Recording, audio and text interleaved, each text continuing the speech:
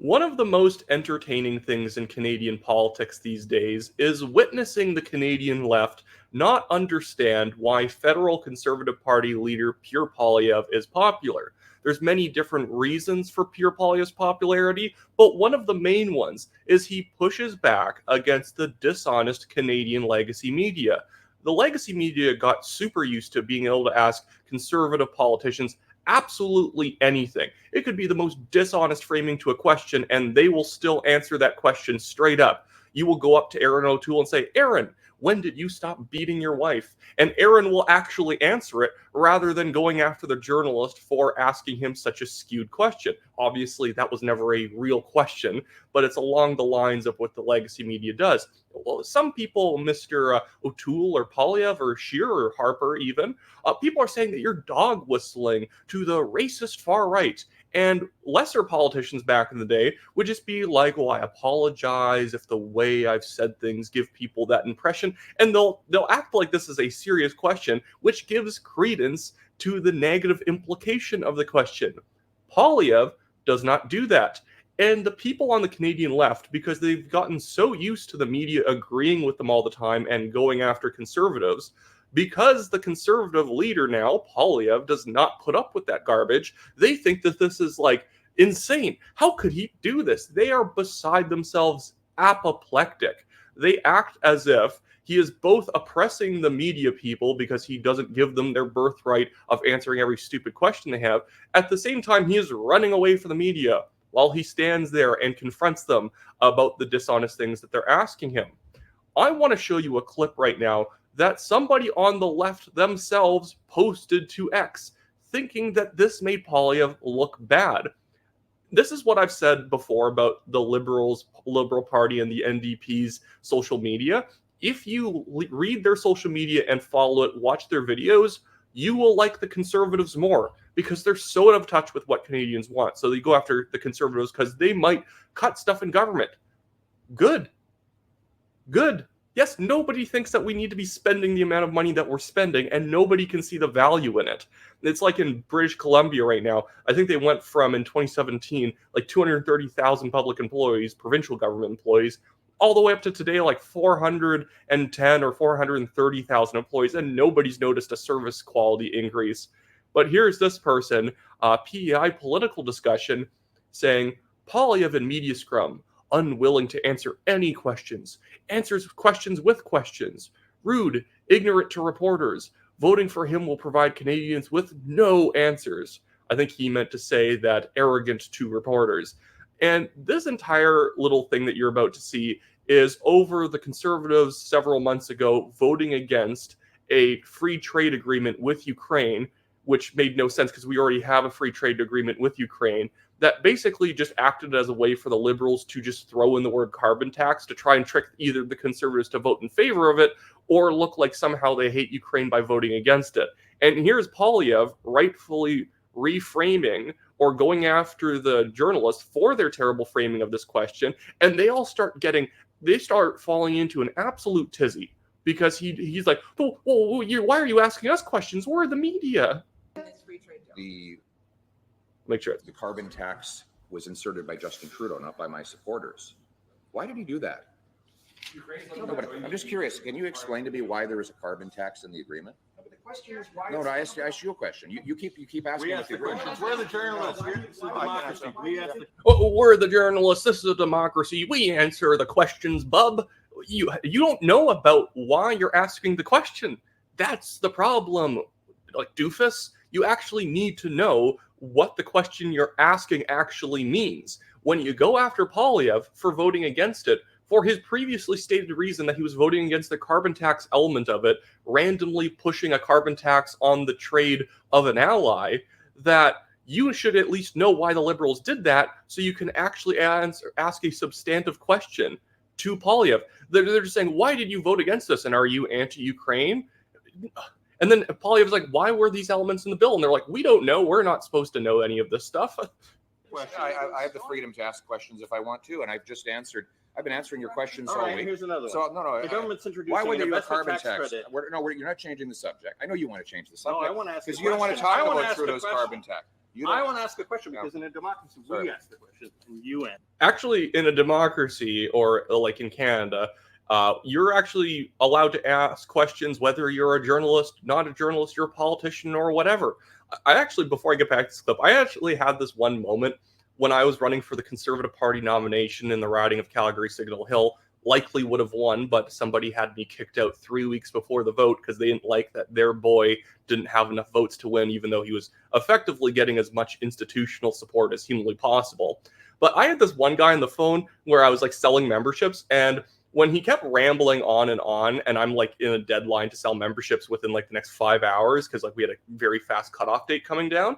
And he was just like, when I started pushing back on what he was saying, he's like, hey, you're a politician. You're supposed to listen to me. I'm like, no, I don't. I'm a human being. I'm allowed to hang up the phone if you keep rambling and not letting me interject information that makes the question that you're asking me irrelevant or the thing that you're going on about. He was going on about how like Pierre Poilievre's pro WEF, and I kept pointing out how he's like obviously not. You know, he's banned, or he says he's banning cabinet ministers from traveling to Davos or any senior level conservatives. Probably that means any conservative MP who tried to go would probably be never allowed in cabinet again. But yeah, like people, I always hate this idea like we ask questions, it's your job to listen. You only answer questions, we ask questions. That's not how it works, dude. And I decide the answer I give. And the answer is this: we will axe the tax.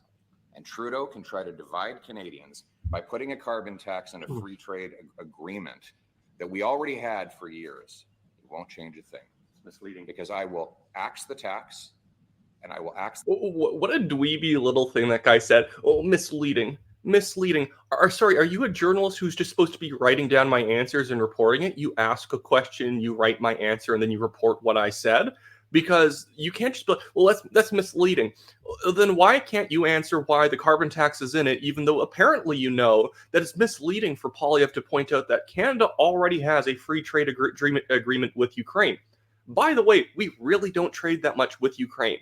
And it was kind of a silly like show of force vote from the Liberals to put up this free trade agreement with Ukraine, baking in things like a carbon tax into it, and then trying to force the Conservatives to vote against it.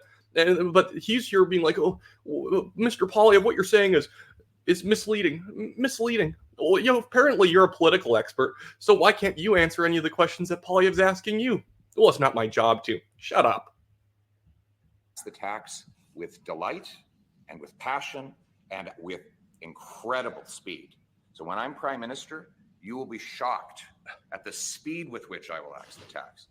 And the Canadian people will be able to look up at the gas stations and see the prices coming down. And Trudeau can try to distract from his hated carbon tax by putting it in a free trade amendment to a pre-existing agreement. It won't stop me because I will axe the tax, I will axe the tax, and I will axe the tax. And you want to, but not an industrial emission pricing system. They're just so pathetic. Who could guess why trust in the legacy media in Canada keeps going down every year? This isn't like journalists trying to hold a politician's feet to the fire. I understand that, because they would never do this type of questioning to Justin Trudeau, even in the midst of a scandal. They always ask him very general, broad questions that Trudeau can take in any direction he wants. And then there'll never be a follow-up. They're never going to be there acting like smarmy doofuses, being like, misleading. Oh, we asked the questions, bub. We asked the questions, Mr. Poilievre, even though they don't know at all what their questions even mean. Oh. Well, before I end this video, I want to tell a little bit of a story, but I should, at the 9-minute mark, remind people, like, share, subscribe, like this video, subscribe to the channel if you've liked this content and you're not already subscribed, and you can donate to the legal fund that we have in the description below and pinned at the top of the comments, the Give, Send, Go link for the TNT legal fund.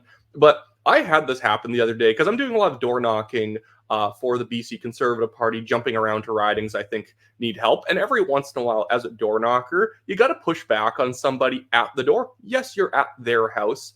But when someone opens the door and they're just openly being rude to you, they're acting like very arrogant while having no clue what they're talking about. And the other day when I was in Port Moody, Burquitlam, I had this random guy when he opened the door, and I'm always very nice, smile, hey, how are you doing today, blah, blah. And if people don't want to talk, I'm like, fair enough, have a good one. You leave. He was just immediately like, oh, I could never vote conservative. Your leader's like a horrible person, or I hate your leader. And I said, what did our leader do that made you hate him? Well, I don't have to answer your questions, blah, blah. I can choose not to answer. I'm like, yeah, you can choose to close the door right now. I'm perfectly fine with that. I was asking you, as somebody who hates somebody, why you hate them. And it just turned into, well, are you going to pay me for my information, or are you going to pay me for my question? Like, I'm like, no, you're a man and you're allowed to choose to answer my question or not. I am not holding you hostage. I am just asking you a question. Why do you hate somebody? Which seems to be a pretty rude thing to do, to just hate somebody and not even have a good reason to hate that person. But every once in a while you get this where at the doors, somebody will open the door and like visually you can tell they're left wing. And I'm not like meaning this in the kind of like, oh, it's a purple haired whatever person, like college student. I just mean like in their eyes, they just immediately are unpleasant, like conservative. I would never vote that way. Blah, blah. And you always get like the woman who's like windmill arming in front of you. And you're like, no. And then they like close the door. I'm like, I know that there's definitely more conservative people who can be rude to door knockers. Never be rude to a door knocker. It doesn't matter how much you hate their party. They either are like just volunteers. They genuinely believe it. Maybe they're confused. Just be nice to them. It's way better in the long run. But I've noticed this pattern with very lefty progressive people being like actually distressed by the presence of a conservative talking to them. And like the thing is, the vast majority still have people voting NDP or Liberal Green. They're not like that. But there is like a certain type of very acute progressive that it's not that uncommon to come across, who just cannot articulate what they believe.